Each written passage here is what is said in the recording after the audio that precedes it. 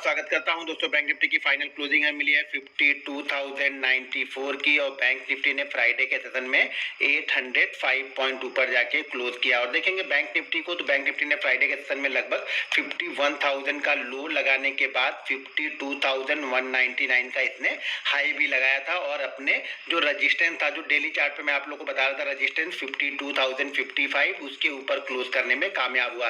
तो टेक्निकली अगर देखा जाए पैटर्न, तो पैटर्न थोड़ा सा अच्छा हो गया क्योंकि हम 52,055 को क्रॉस नहीं कर पा रहे थे। 2-3 बार हमने अटेम्प्ट किया था डेली चार्ट पे, लेकिन हम क्रॉस नहीं कर पा रहे थे। इसके ऊपर क्लोज करने में कामयाब हुआ, तो ये की अच्छा साइन है।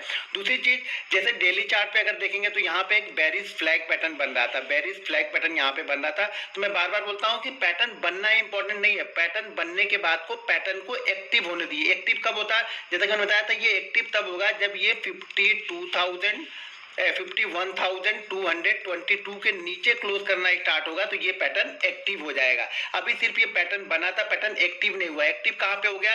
जो वीकली चार्ट पे जैसा बताया था, देखिए दो पैटर्न बने थे। वीकली चार्ट पे हैमर बन रहा था और डेली चार्ट पे यहाँ पे बेरिश फ्लैग बन रहा था। वीकली चार्ट पे इसके ऊपर क्लोज करता तो जो हमारा हैमर कैंडल था वो एक्टिव हो गया, और इसके नीचे क्लोज करता डेली चार्ट पे तो यहाँ पे जो क्या था, बेरिश फ्लैग था, वो एक्टिव हो जाता। तो एक्टिव क्या हुआ?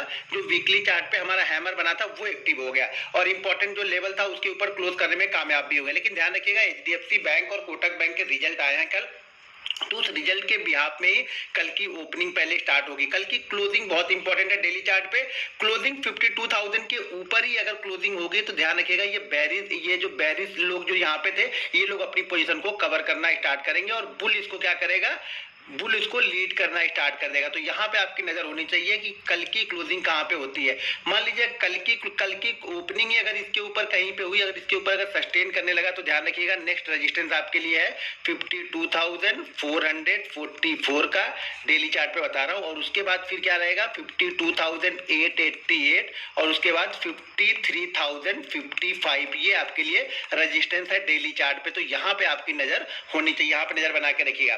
देखिए वीक हैंड में अब तभी आएगा जब तक ये अब 51,000 के लो को ब्रेक नहीं करेगा, या फिर छोटा सा एक सपोर्ट यहाँ पे और है, वो है 51,222। तो ध्यान रखिएगा, पहला सिग्नल हमें तब मिलेगा वीकनेस का जब ये 51,222 के नीचे क्लोज करना स्टार्ट करेगा, और अगर ये 51 के नीचे ट्रेड करना स्टार्ट करेगा तो यहाँ पे फिर आपको सेलर एक्टिव होते हुए दिखेंगे, और वो सेलर कहाँ पे लेके जाएंगे, पहला जो सपोर्ट हमारे पास में है 50,000 के आसपास, और उसके बाद जो जाएंगे वो जाएंगे 49,555। तो ये दो लेवल इंपॉर्टेंट है हमारे लिए। सबसे इंपॉर्टेंट लेवल है हमारे लिए डेली चार्ट पे ये वाला, जहां पे ये पैटर्न बन रहा, करीब 6 से 7 दिन हम इसी रेंज के अंदर में क्लोज कर रहे हैं।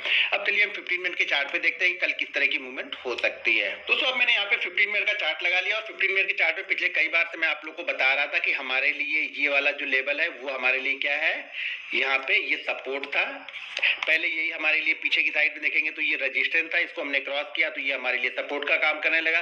जैसे हमारा सपोर्ट ब्रेक हुआ, हमें एक मूवमेंट नीचे की साइड में मिली, और यहाँ पे देखिए फिर से ये कंसोलिडेट करने लगा। तो ध्यान रखिए, कंसोलिडेशन के बाद, मैं बार बार बोलता हूँ, कंसोलिडेशन के बाद में कोई भी पैटर्न बनता है, मार्केट जिस साइड का मूव देता है ना, वो अच्छा मूवमेंट होता है। इसलिए मूवमेंट होता है क्योंकि इस कंसोलिडेशन के फेस में क्या होता है, यहाँ पे बायर और सेलर दोनों लोग एंट्री ले रहे हैं। बायर होप ट्रेडर जो है ना, वो यहाँ पे एंट्री लेते रहेंगे, बायर सेलर दोनों एंट्री लेंगे, और जिस एक साइड निकलेगा दूसरी साइड वाला अपनी पोजीशन को कवर करता है, तो मार्केट में एक बूस्ट मिलता है।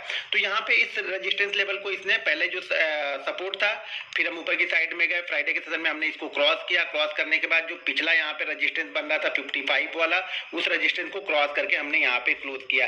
अब ध्यान रखिए, अगर इस रेंज में कहीं पे बैंक निफ्टी ओपन होता है, इसी रेंज में थोड़ा सा टाइम बिताता है, टाइम बिताने के बाद ये लेवल को क्रॉस करता है ऊपर की साइड में, तो फिर नेक्स्ट मूव जो होगा 52,444 के मूव के लिए यहाँ पे तैयार हुआ, क्योंकि जो अगला रेजिस्टेंस है वो 52,444 पे ही इसको मिलेगा।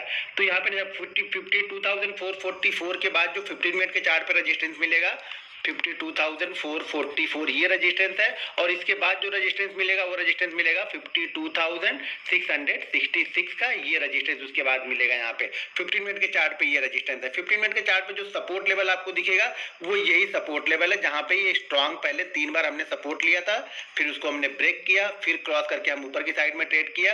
तो इसके बाद जब भी यहाँ आएगा ये हमारे लिए एक सपोर्ट का काम करेगा, 15 मिनट के चार्ट पे हमारे लिए ये सपोर्ट का काम करेगा। तो ध्यान रखिएगा, 51,888 से लेकर के 51,722, ये जो होगा जोन, ये सपोर्ट का जोन होगा। तो यहाँ पे नजर बना के रखिए, ये सपोर्ट जोन है, ऊपर की साइड में जो रेजिस्टेंस हमारे पास में है 52,444 और 52,666 जी हमारे लिए रेजिस्टेंस है। लेकिन ध्यान रखिएगा, कल HDFC बैंक और कोटक बैंक का रिजल्ट आया तो पहले सेंटीमेंट उन दोनों का ट्रेड करेगा पहले 10 मिनट में। ओपनिंग मूव आपको ध्यान देना पड़ेगा, किस तरह से ओपनिंग होती है, किस तरह के रिजल्ट आया, कैसा मार्केट ऑब्जर्व करता है रिजल्ट को, तो वो जरूर ध्यान रखिएगा।